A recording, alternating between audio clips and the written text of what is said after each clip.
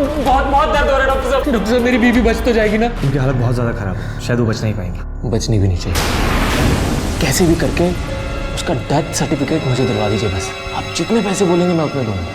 पागल हो गए तुम? मैं बिकाऊ नहीं। ओम आकाश देवताभ्यो नमः, पाताल देवताभ्यो नमः। ओम शांति शांति शांति शांति। ओम नमः शिवाय, ओम नमः शिवाय, ओम नमः शिवाय, ओम नमः शिवाय। मुझे हौसला रखो बेटा। छोड़ के चला गया। हितेश बेटा, लकड़ियां रखने की विधि पूरी करो।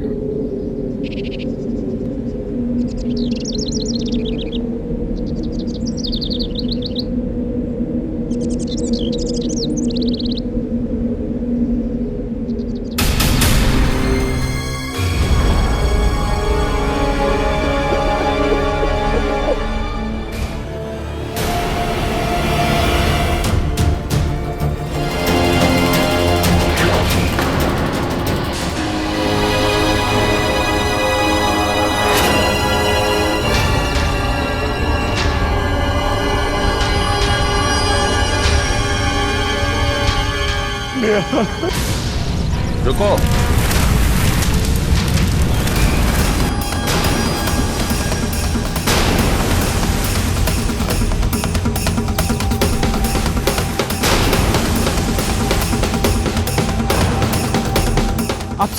अपशगुन, घोर पाप। डालो पानी और डालो। ये सब क्या है? मेरी पत्नी का अंतिम संस्कार आप कैसे रोक सकते हैं?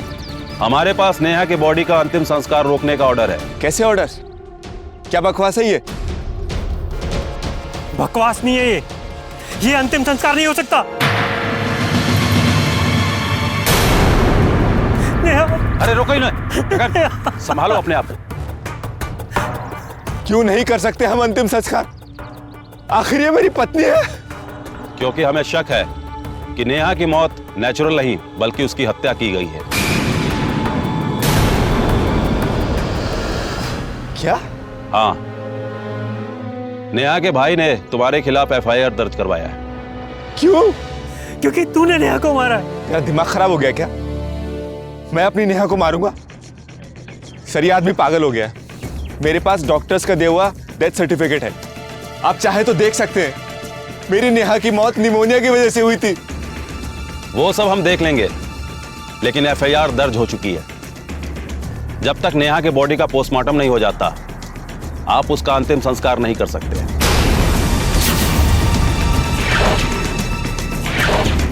इनकी बॉडी को उठाओ, ले चलो। नहीं रुको रुको रुको रुको प्लीज। हितेश, मैं तुझे छोड़ूंगा नहीं।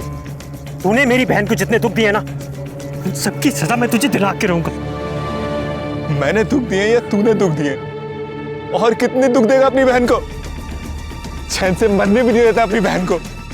जगन, कानून को अपने हाथ में मत लो, चलो हमारे साथ। बॉडी को उठाओ, चलो। पापा, नेहा।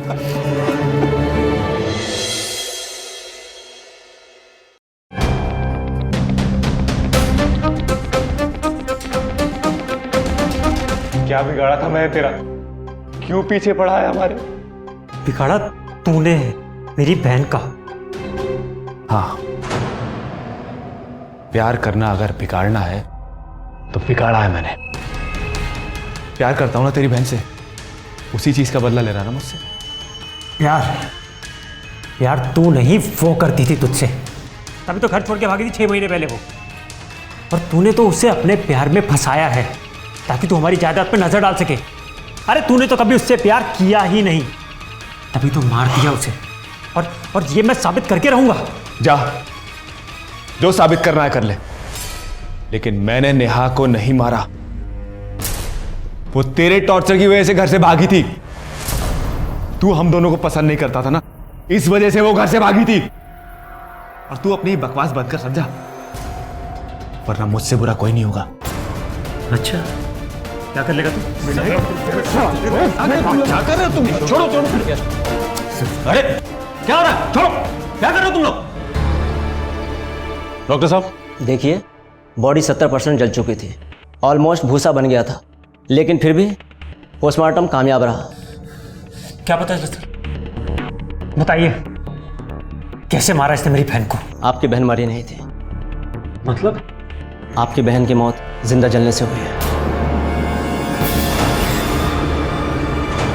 उनके फेफड़े से हमें कुछ जले हुए टुकड़े मिले हैं जो सिर्फ तभी अंदर जा सकते जब आप सांस ले रहे हो। मरे हुए इंसान के सीने में वो पार्टिकल्स जाना नामुमकिन है। इसका मतलब? इसका मतलब ये है कि जब उनको चिता पे लिटाया गया तब वो जिंदा थी। उनको जिंदा जलाया गया है।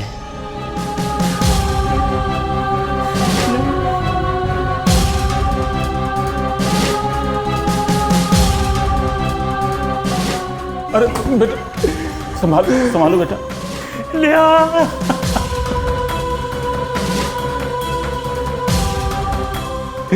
ये झूठ है, ये सच नहीं हो सकता। मैंने अपनी नेहा को इन हाथों से जलाया। मैंने अपने हाथों से नेहा को जला दिया। मैंने अपने हाथों से नेहा को जला दिया। कैसा जालिम आदमी है रे तू? तूने मेरी बहन को जिंदा जला दिया। नहीं, क्या बिगाड़ा तुझसे तेरा? कुछ नहीं किया मैंने। मैं तुझे जिंदा नहीं छोड़ूंगा। छोड़ो, कानून को अपने हाथ में मत लो, इसे हम देख लेंगे।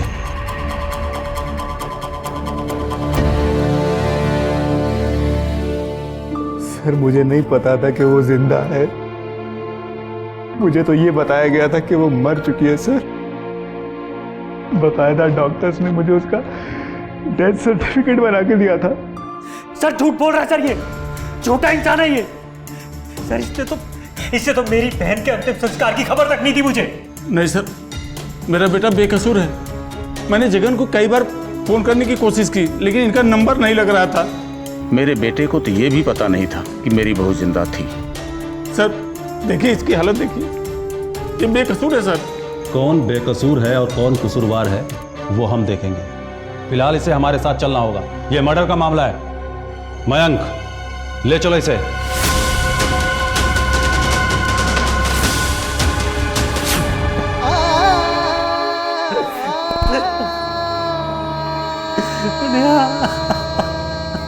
क्या सच में ऐसा हो सकता है कि किसी को पता ही ना चले कि वो जिस शरीर का अंतिम संस्कार कर रहा है वो एक मृत शरीर नहीं बल्कि जीता जागता इंसान है? क्या सच में एक गलती थी या किसी की सोची समझी साजिश? लेकिन हितेश के बयान से लग रहा था कि शायद वो खुद भी सच्चाई से अनजान था। पुलिस के सामने काफी सवाल उठे हुए थे। एक तरफ एक भाई था जो अपनी बहन की मौत का सुन बेहाल था, तो दूसरी तरफ एक पति जो चीख चीख कर कह रहा था कि इस बात से अनजान था। आखिर क्या थी इस केस की सच्चाई? कहीं ऐसा तो नहीं कि इसमें कोई तीसरी ही कहानी है जिसका हमें अंदाजा भी नहीं? नमस्कार, मैं गिरीश जैन। आइए क्राइम अलर्ट के आज के एपिसोड में देखते हैं क्या है इस सनसनीखेज वारदात का सच।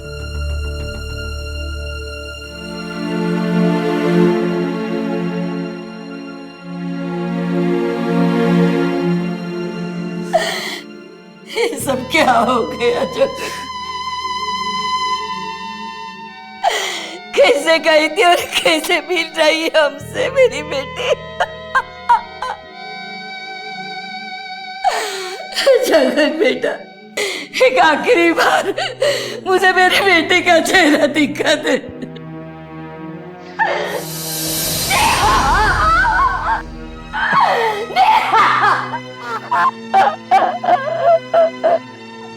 जैसे ही फॉर्मेलिटीज पूरी हो जाएगी तुम नेहा के बॉडी को अंतिम संस्कार के लिए ले जा सकते हो।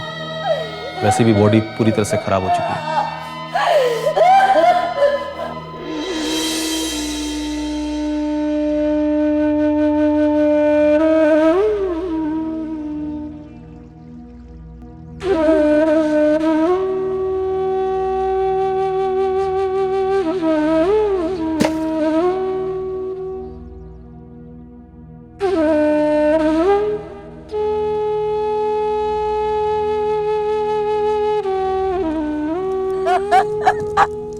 मेरे बच्चे।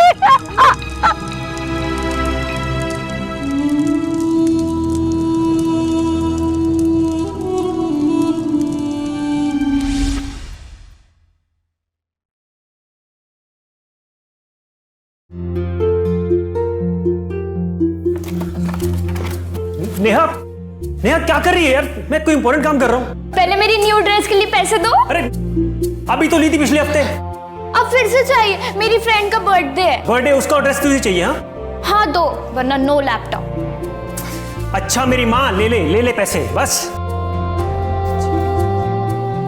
ये ले रख। दूर हटो और दूर।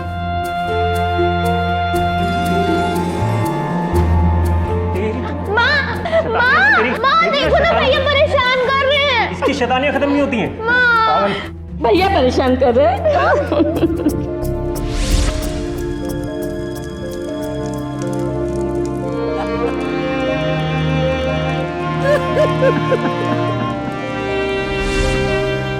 भैया हितेश बहुत अच्छा लड़का है, वो मुझसे बहुत प्यार करता है और मैं भी।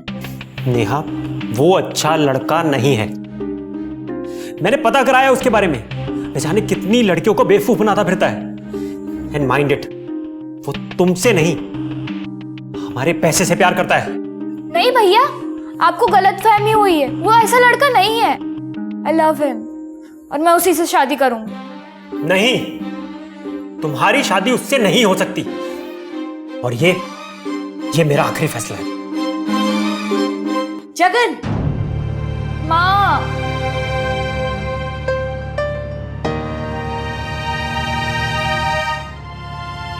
नेहा बेटा, तेरा भाई सही बोल रहा है, भूल जाओ उसे बेटा।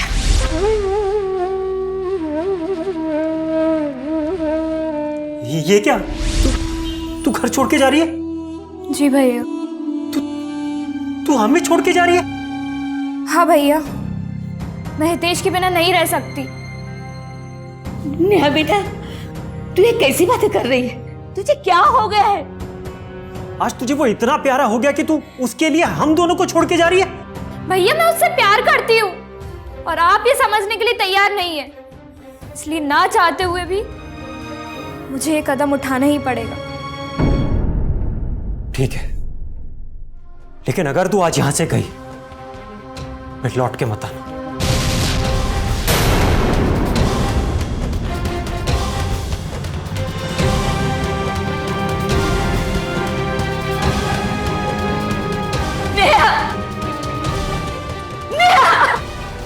मां, जाने तो उसे।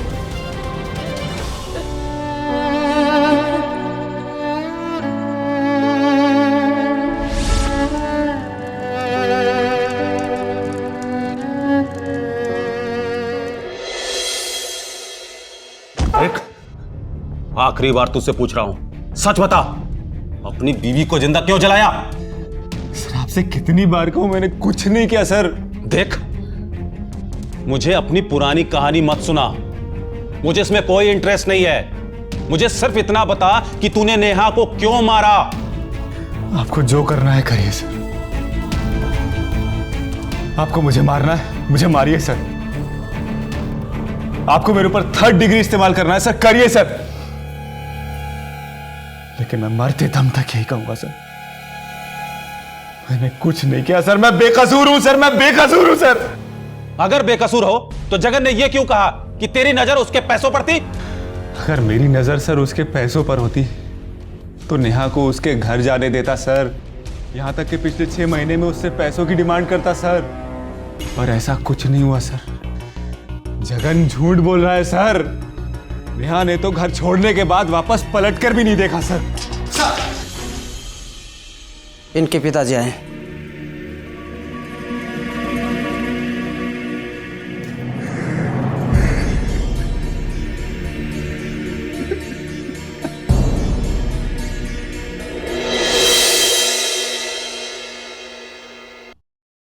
हाँ कहिए। इंस्पेक्टर साहब, मैं मेरे बेटे के बिल के पेपर लाया हूं। वकील साहब,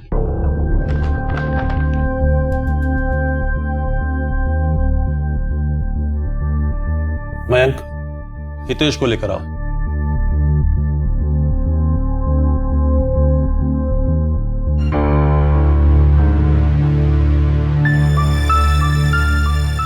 बेटा, आप यहाँ क्यों आए पापा? मुझे कहीं नहीं जाना। ऐसा क्या बोल रहे बेटा? मुझे सजा मिलनी चाहिए पापा, जो गलती मुझसे हुई है मैंने उन डॉक्टर्स की बातों में आकर अपनी जिंदा नेहा को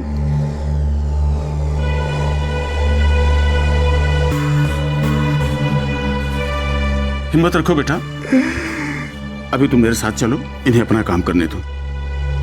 वकील साहब,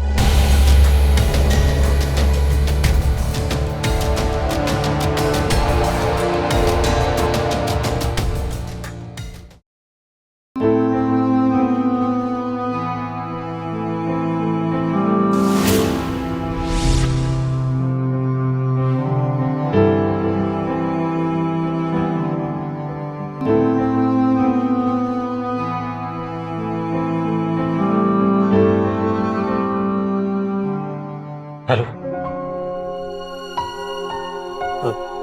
मुझे आपसे कुछ पूछना था। कहिए। मैं नेहा का भाई हूँ।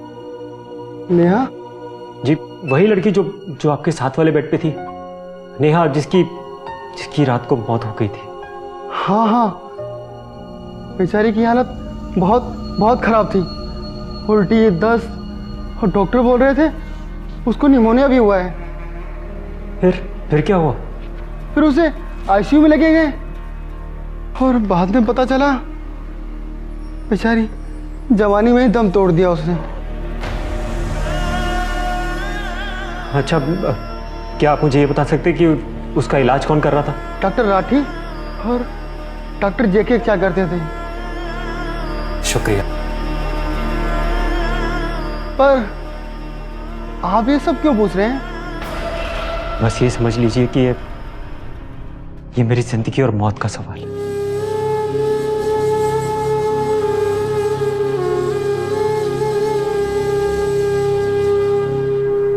May I help you? हाँ, क्या आप बता सकती हैं डॉक्टर राठी और डॉक्टर जेके कहाँ मिलेंगे? वो तो हॉस्पिटल में है नहीं। आप ऐसा करो, बाद में आके चेक कर लो। Thank you.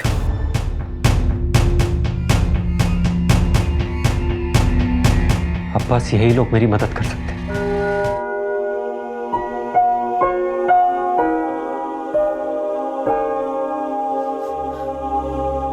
माँ, तुम ठीक हो ना माँ?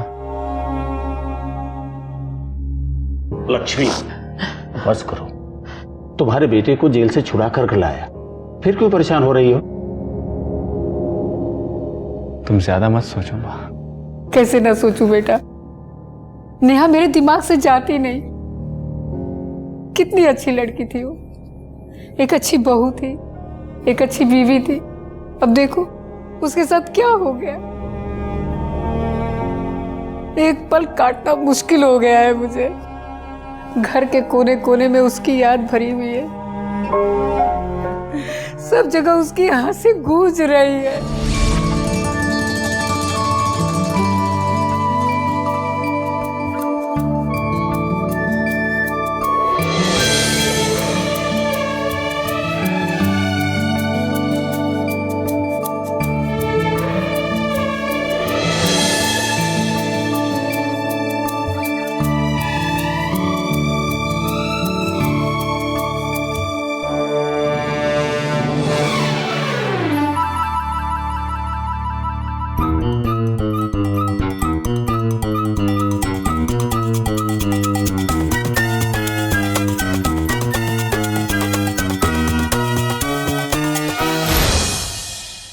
मैं सब समझता हूं माँ, लेकिन तुम्हें पता है ना, मैंने ऐसा कुछ भी नहीं किया।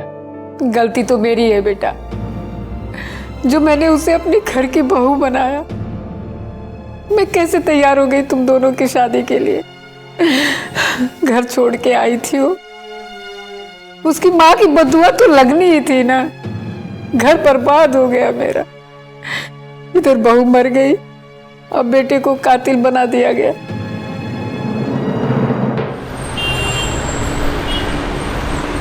अच्छा, ये नेहा और हितेश के बीच में कैसे रिश्ते थे?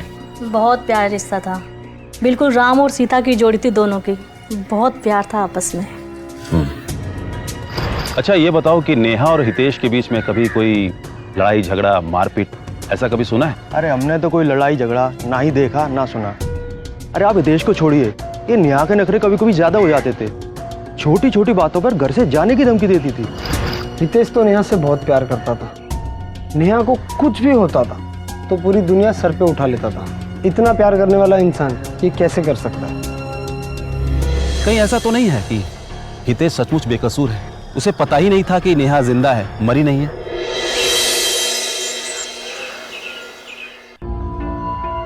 एक्सक्यूज मी, ये डॉक्टर जेके और डॉक्टर राठी कहाँ मिलेंगे? वो तो ऊपर, अरे वो रे।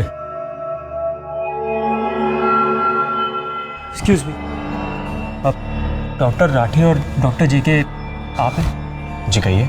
मैं नेहा का भाई हूँ। कौन नेहा? वही लड़की जिसको परसों रात को आप लोगों ने डेड डिक्लेयर कर दिया था, जिसका आपने निमोनिया का डेथ सर्टिफिकेट बना के दिया था। हाँ, बहुत बुरी हालत थी उस बेचारे की। गनीमत है कि उसने आधी रात काट ली। इतना बुरा हाल था उसका। झूठ मत बोलो, वो मरी ही नहीं थी। क्या कहना चाहते हैं आप? मैं ये कहना चाहता हूँ कि उसका पोस्टमार्टम हो चुका है और डॉक्टर्स ने ये बोला है कि वो जिंदा थी जब उसको जलाया गया। ऐसा हो ही नहीं सकता। हम लोगों ने प्रॉपर्ली उसको चेक किया है। उसकी मौत निमोनिया से हुई है। झूठ, फिर से झूठ बोल रहे हो तुम। मुझे सच सच बताओ कि हितेश ने कितने पैसे दिए तुम लोगों को ये झूठा सर्टिफिकेट बनाने के लिए? ए मिस्टर, बहुत बकवास कर ली तुमने। हम तुम्हें रिश्वतखोर दिखाई देते हैं और वैसे भी हमारे सीनियर डॉक्टर नहीं थे, इसलिए इमरजेंसी में उसका इलाज करना पड़ा और यही सब हमने पुलिस को भी बताया है। और उसके बाद क्या हुआ हमें कुछ नहीं पता और ना ही हमें कुछ जानना है। बकवास बंद करो और मुझे सच सच बताओ ये सब क्या चल रहा है। आई से लिव इट। मुझे सच जानना है। आई से लिव इट। जगन, मामा जी आप? चलो यहाँ से। मगर ये जाइए, ले जाइए इसे और इलाज करवाइए इसका। मुझे पहले क्यों नहीं बताया ये सब? मैं तुम्हारे साथ हूं, तुम्हारी मदद करूंगा, लेकिन यहां पर इस तरह लड़ने से कुछ नहीं होगा। मगर मैं क्या करूं मामा जी? मुझे कुछ समझ में नहीं आ रहा है। धैर्य रखो। Have patience.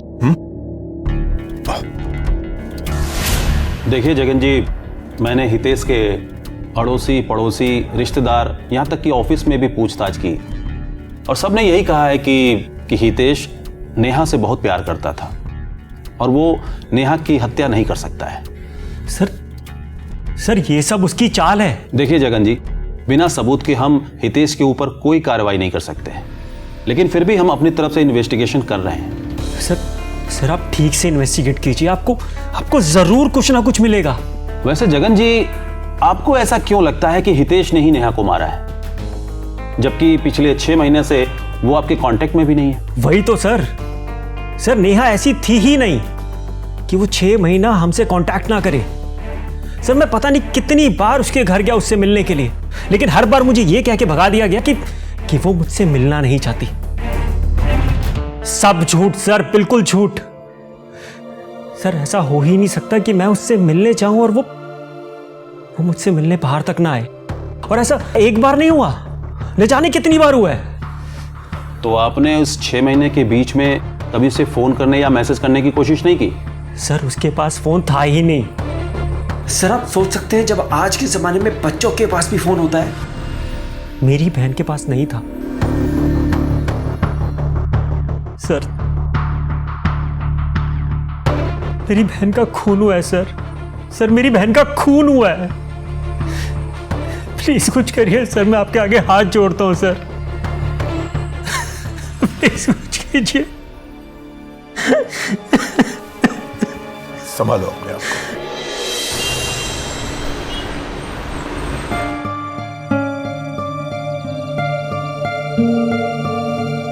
हितेश बेटा, मुझे तुमसे कुछ बात करनी है। बोलिए पापा। देखो बेटा, नेहा अब नहीं रही, हमको तुमको सेटल करना है। ऐसे कब तक बैठे रहोगे? पापा देखो बेटा, हमको भी अपने पोती पोतियों को देखना है, ऐसे कैसे चलेगा? हमारे भी कोई अरमान है। पापा लेकिन मुझे अभी शादी नहीं करनी। लक्ष्मी, कुछ समझाओ इसको। शादी तो इसको करनी पड़ेगी। अब मैं क्या बोलूं? उसकी जिंदगी है और आपकी मर्जी है, जो ठीक लगे करिए।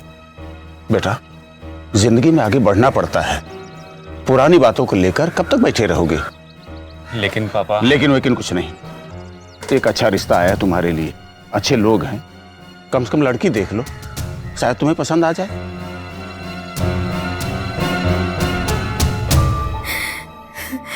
एक महीना गुजर गया और मेरी बेटी का खूनी आजाद घूम रहा है। इस उम्र में बस यही देखना बाकी रह गया था, बुढ़ापे में अपनी जवान बच्ची की मौत देखना।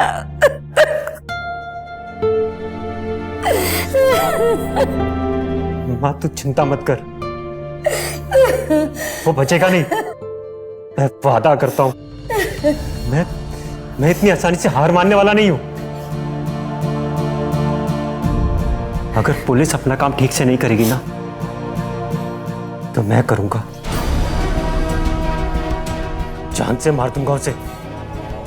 नहीं बेटा, जोश में होश मत खोना, हमें उसे सजा दिलवानी है, खुद को गुनहगार नहीं बनाना बेटा।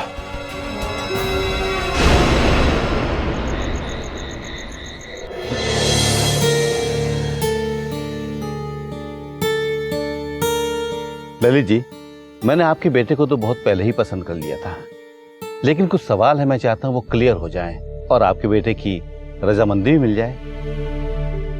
बिल्कुल सही कह रहे हैं। देखिए, हम नेहा के बारे में कुछ जानना चाहते हैं। मुझे सब कुछ मालूम है, लेकिन ये पता नहीं कितना सच है कितना झूठ।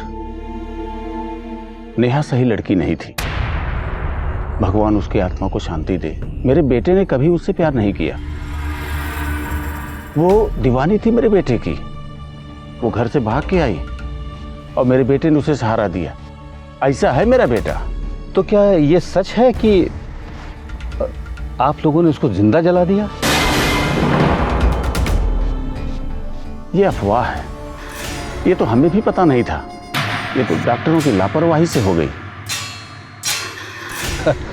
अरे बेटा, तुम नेहा के बारे में कुछ नहीं बता रहे? देखिए अंकल, मैं हमेशा नेहा से प्यार करता था और करता रहूंगा। मैं अपनी नेहा की यादों के सहारे जी सकता हूं अंकल।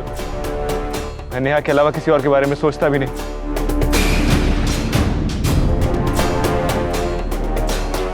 मैं पापा की इज्जत की खातिर यहाँ आया था।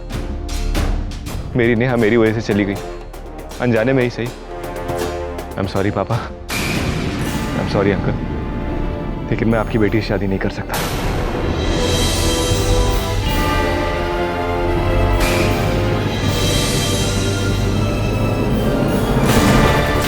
अरे बेटा, सच्चा प्यार मिलना किस्मत की बात है और मिलके खो जाना बदकिस्मती। हितेश भी उन बदकिस्मत लोगों में से एक था जो अपने प्यार को हमेशा के लिए खो चुका था, लेकिन नेहा के गुजर जाने के बाद भी वो अब तक उसे भुला नहीं पाया था या ना भुलाने का नाटक कर रहा था। तो वहीं दूसरी तरफ था एक बदकिस्मत भाई जो अपनी बहन के लिए इंसाफ की गुहार लगा रहा था। आखिर क्या था सच? क्या सच में हितेश बेकसूर था, या वो अपने जुर्म को छुपाने के लिए बहाने ढूंढ रहा था, या फिर बात कुछ और ही थी जिसके बारे में किसी ने सोचा ही नहीं था अब तक?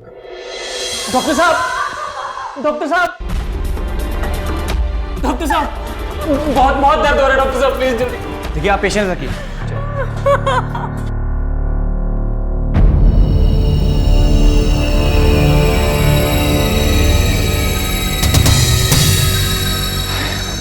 डॉक्टर साहब, मेरी बीवी बच तो जाएगी ना? उनकी हालत बहुत ज़्यादा खराब है और मुझे लगता है कुछ गड़बड़ है, शायद वो बच नहीं पाएगा। डॉक्टर साहब, बचनी भी नहीं चाहिए।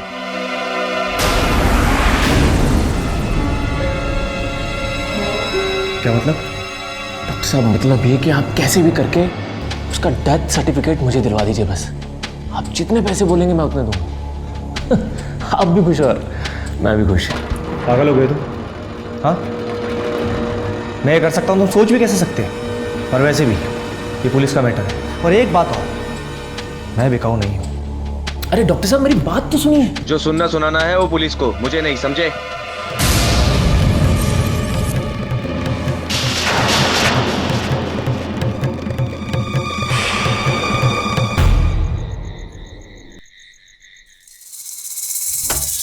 You are under arrest.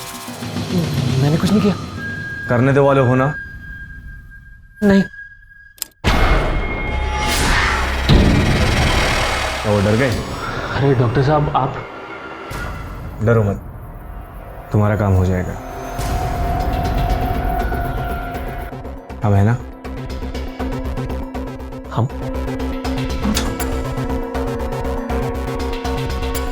हम दोनों जोड़ीदार।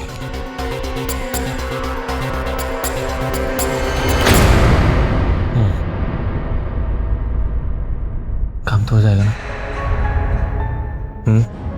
अपनी बीवी से पीछा छुड़ाने के लिए कितने रुपए दे सकते हो? कितना लगेगा? 5 lakhs। कब देना होगा? तो ठीक 1 घंटे बाद 5 लाख रुपए लेके हमारे केबिन में आ जाना। हमारी वाइफ का डेथ सर्टिफिकेट तुम्हें रेडी मिलेगा।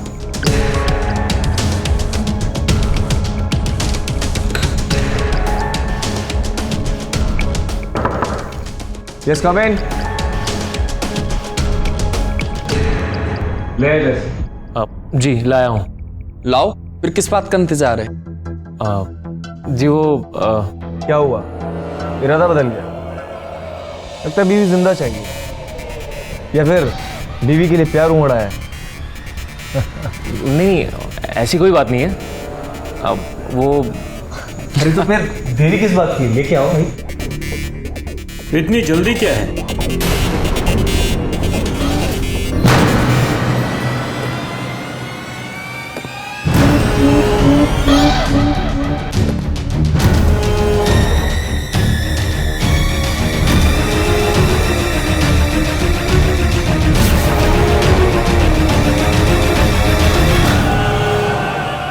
क्या हुआ?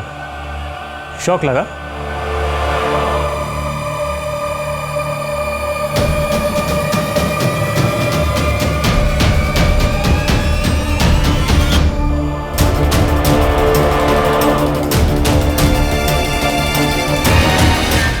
सोच रहा हूं इन दोनों का डेथ सर्टिफिकेट बना दूं।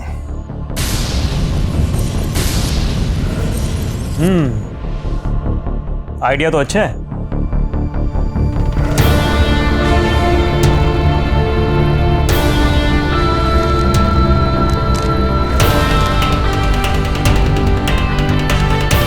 मामा जी क्या कर रहे हैं आप?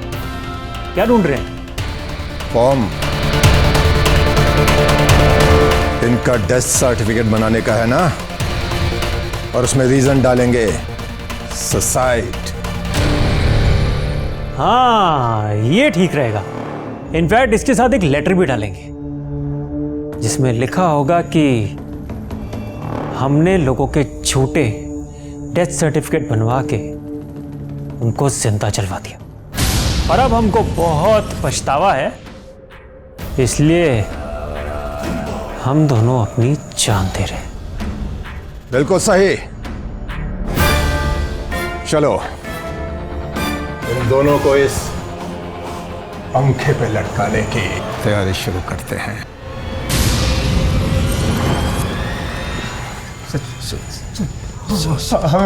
हमें माफ कर दो सर। हमें माफ कर दो सर। हमसे गलती हो गई सर। गलती हो गई सर, माफ कर दो सर, माफ कर दो। कान पकड़ते दोबारा नहीं करेंगे सर।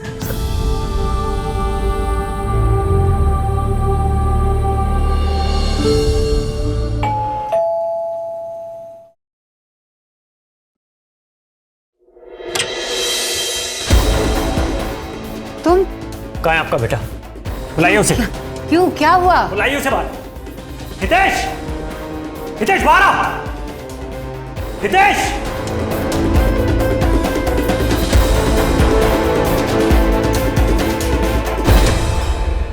क्या हुआ सर? चुप कर सर के बच्चे। खूनी, तेरा पर्दाफाश हो चुका है। अब तेरा खेल खत्म। क्यों ये आदमी मेरे पीछे पड़ गया सर? एक तो मैं नेहा के गम को नहीं भुला पा रहा हूं सर, ऊपर से ये आदमी मुझे टॉर्चर कर रहा है सर। मयंक, दोनों को अंदर लाओ।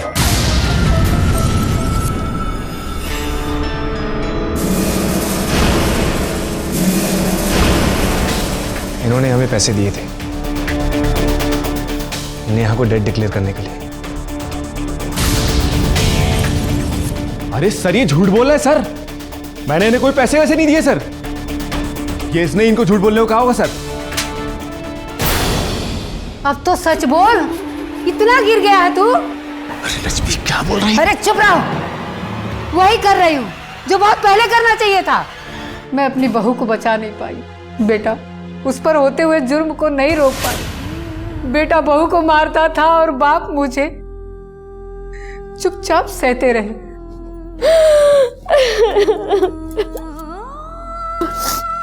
बेटा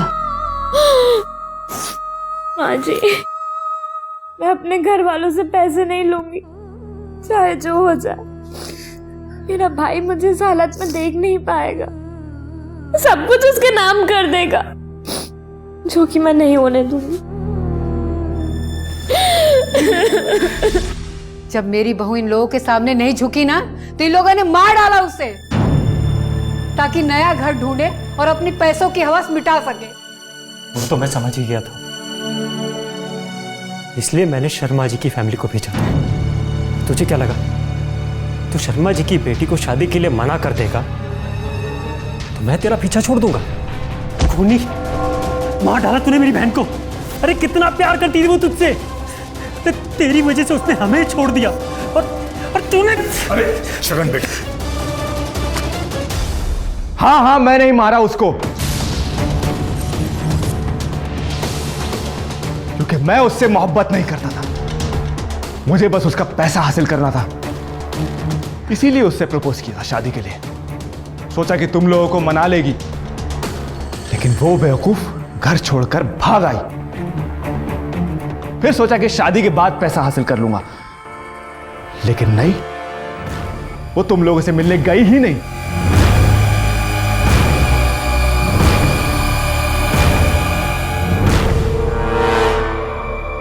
देखिए आपकी बीवी को हाई निमोनिया हुआ है, उसका इलाज काफी दिनों तक चलेगा। डॉक्टर, एक डील है मेरे पास तुम्हारे लिए। डील? कैसी डील?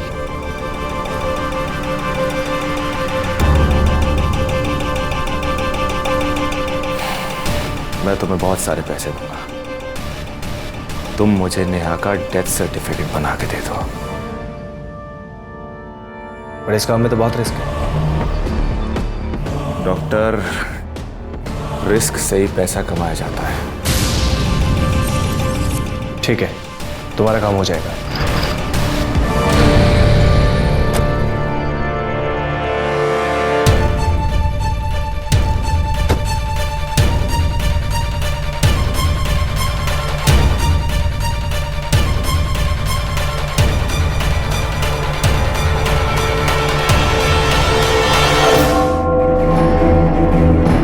ले चलो दोनों को। अरे